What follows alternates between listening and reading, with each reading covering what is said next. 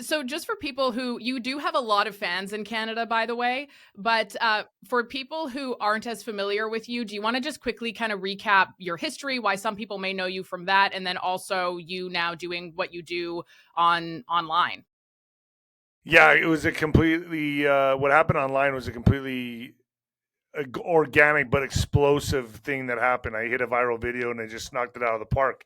But prior to that, I was an undefeated heavyweight champion, 36-0, top prospect in the world, top 10, projected to be heavyweight champ. I mean, more first round knockouts than anybody in the heavyweight division. And I was just riding this wave of success and just invincibility, and then I got stabbed in the throat. I almost had my life taken from me. I was partying too much. I was an alcoholic. I was juggling all that with being a pro athlete. I don't know how I was holding it down and doing it, but then it all blew up on me. My life got nuked, and then I went in back in the ring, got knocked out on NBC Wild World of Sports.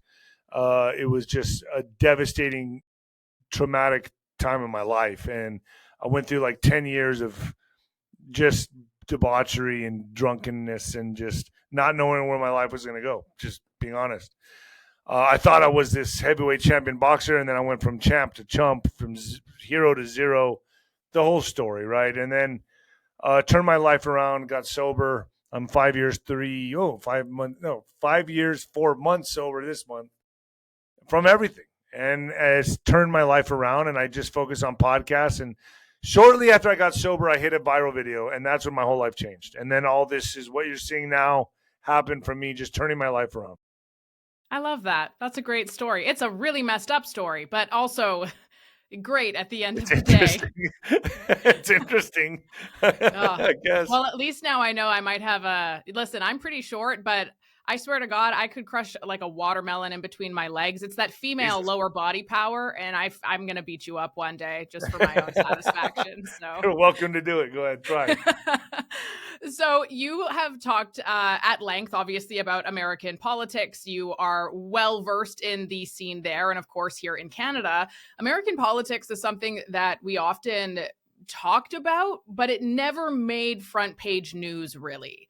Whereas the last few months, there has been this overwhelming, infuriating rhetoric coming out of all of course, our government funded media and our current Liberal Party. We are in an election right now.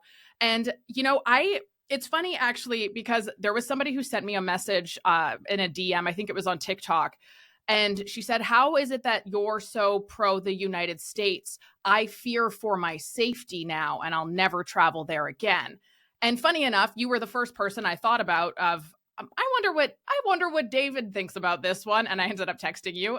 So I am really curious to know your take, being so far removed, because you are very, very south in America compared to us right. here. And what exactly is the interpretation on your end of things and the people that you're talking with when it comes to Canadians who feel like so scared of the United States right now, to the point where they're canceling their trips and selling their vacation homes? Let's be real, that's only because our dollar is shit, and they're selling them because they can make a great profit right now, most likely. But what are your thoughts? You're feeling the effects of Trump's seismic shift, the earthquake of Trump earthquake, I call it, man. Like the whole world's having to respond to this. And it's only because we've been being taken advantage of by our politicians and corrupt system for so long. And now you all are being faced with this like America was or is, and we're fighting against it. We're winning the fight. Now you all are going to have to take Canada back, make Canada great again. It's kind of funny because in Canada here, it's like we've also been so taken advantage by our politicians and those elitists and those industry people. But people just don't see it because they've got this Donald Trump, scary bad man. You've got to kick out your parasites and leeches, which are the politicians, the corrupt politicians, the mainstream news, the mainstream media. That's public enemy number one. And America is leading the charge and waking the world up to this. Trump is just the Trump effect. Everyone's dealing with the Trump effect. It's exposing the deep state. And that's what I cover on my show, is everything war on the deep state, the underbelly of what's really going on. We're so far into this. We're in the back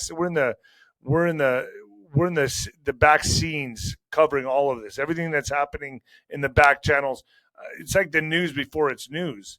Like right now we're reeling back from these protests, these anti-Elon, anti-Trump protests, but we've been saying these were going to happen for a long time. And all this is the deep state igniting indignation, igniting division to take apart America. And this is their last card. This is the last card they can play. Hopefully, they're hoping for a George Floyd 2.0 type of incident that will get the blacks on the street, get more protests, throw fuel onto the fire. That's what they're hoping for. That's the next card they're playing.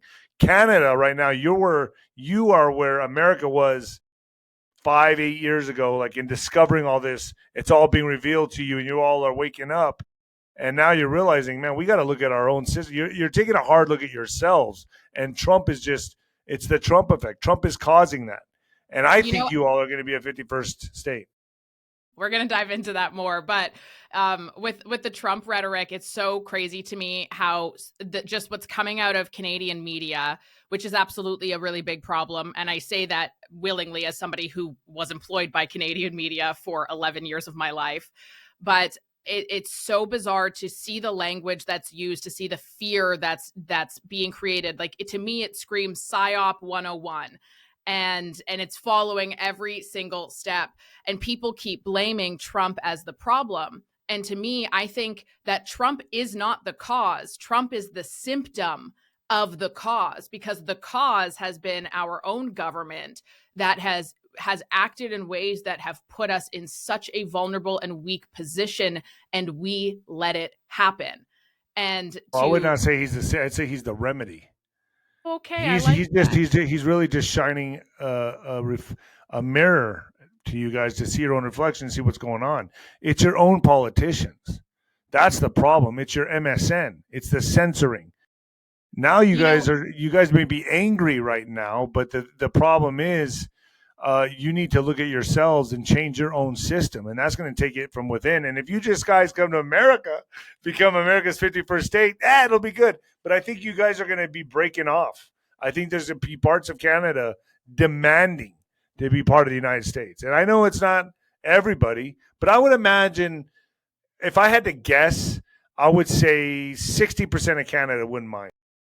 Actually, there's been polls done, and Really? outside of the older population, those people really want to stay here. But overwhelmingly, it's younger people and middle class Canadians who say that they would actually be open to see what that looks like at the very least. And Okay. Speaking as well as Canada breaking off, it's funny you say that, because I just read this morning that Alberta, which is the bread and butter of our entire country and has been so mistreated over the years and continues to be.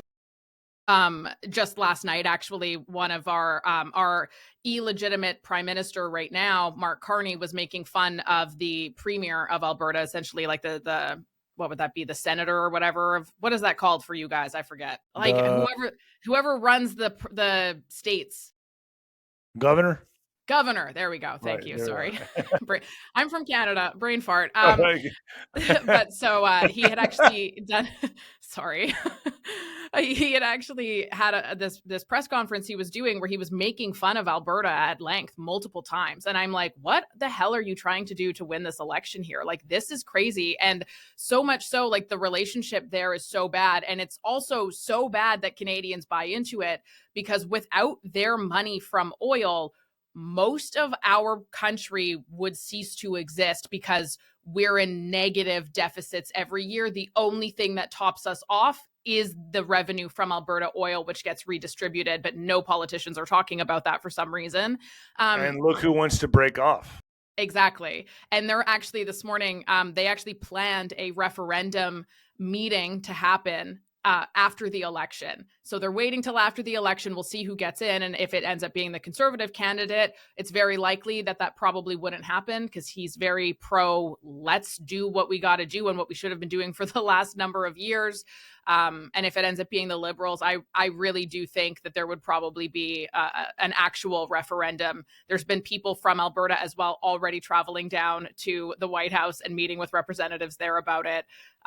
And I just don't think, I think Canadians are so stuck in this idea and this narrative of Donald Trump that they are completely blinded to Which the was given to reality. them by the media. Which was given to them by the media. So you guys are going Yeah. through the same thing we went through, but we woke up. America woke up, and it took, honestly, the way that happened was alternative media. The only Mhm. way America woke up was through alternative media. There you go. Seriously, that's the only thing changing the game right now. People are not getting their news sources, at least anymore, really in bulk from the mainstream media. And people are now like, you know what? I'm going to think for myself a little bit. I'm going to start listening to certain podcasts and see what they had to say. And I think that's what's changing the game, or it has changed the game. I think MSN legacy media is dead. It's done. There's no more. There's no way to come back from this. I think other countries like Canada, Mexico, or just other countries are going to be following suit, following America in lockstep in breaking free from the mind control of the MSN. Once you start learning about the mind control, the Mockingbird media, the whole thing, they're all given the same script. That's all Mockingbird media. That's what you all need to break away from. And it's a process, unfortunately. It takes a while.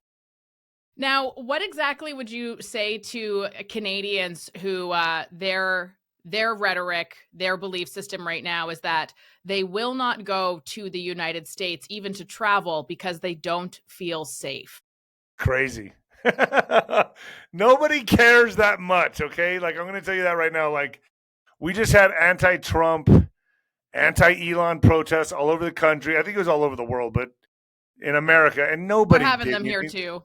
Okay, nobody's out there like, oh, we got to get these people, or like showing up in hoods and shit. That's not happening. Nobody. It's not like that. Nobody even cares, man. I mean, uh, that's just fear controlling you. And come to America, we'll welcome you with open arms, and that's it. I mean, nobody's even talking about Canada. I'm here on the border in southern. I'm here on the Mexican border, El Paso, and I'm telling you right now, people think this is like ground zero. There's bombs going off, and it's crazy. No, it's just the world's changing. It's not what the media portrays. And come down to America and see for yourself. We'll welcome you, open arms, Now, 100%. now on the topic of Canada becoming the 51st state, one thing that I've thought of about this is why on earth would anybody want that to happen? Because you would end up just getting a bajillion more Democrats essentially in the United States. And so is the end result there for resources? You want to have more control over it? Do you view it perhaps as not so much 51st state, but perhaps more of an economic union? Like, what exactly does Economic, that all look like? economic, Okay. economic, and not just that. I think we're pretty confident that once Canada wakes up and there's fairness in our elections, I think things are going to change, and I think you'll see that there's not that many Democrats, kind of like we discovered here. So I True. think you're going to figure that out pretty fast.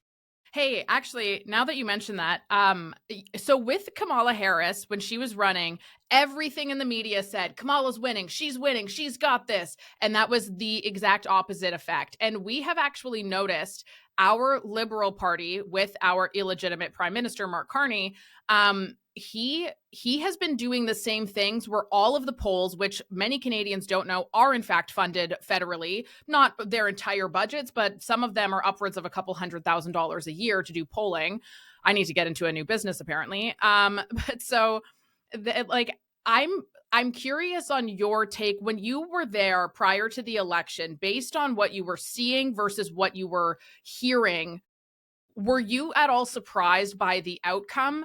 No, like you, because I feel like a lot of conservatives in Canada are feeling that way too. We go to rallies and there's 6,000 people there, like Yeah, breaking Canadian records, but then the yeah, but the media is media will telling tell us you the something else. opposite. That's what I'm talking about. You got to get rid of your media, man.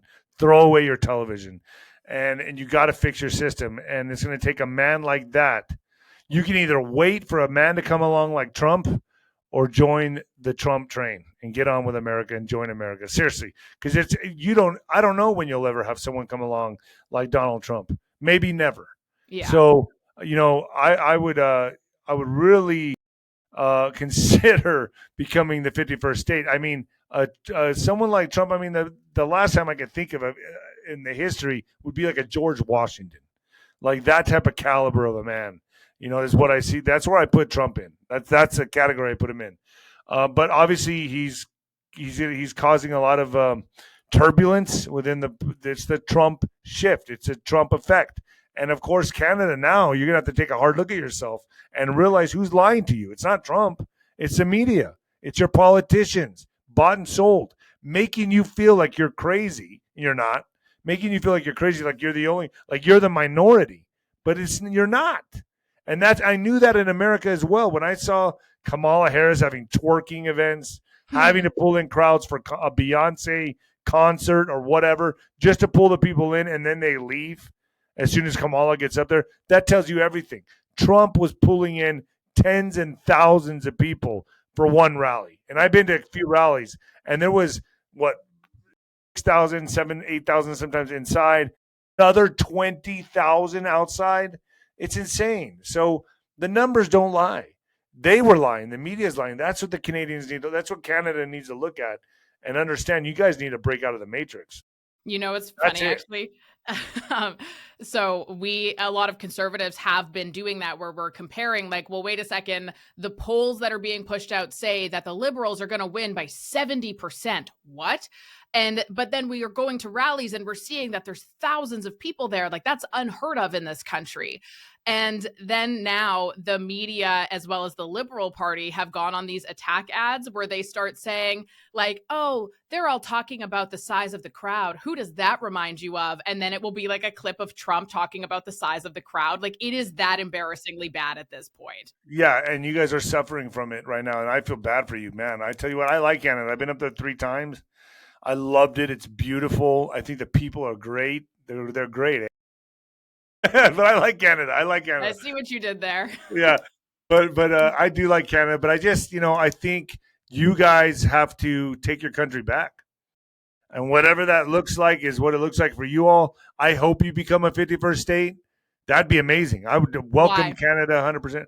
I think it'd be a great addition. You guys are already in on the same continent. I mean, you guys are just north of us, and why not? Mhm.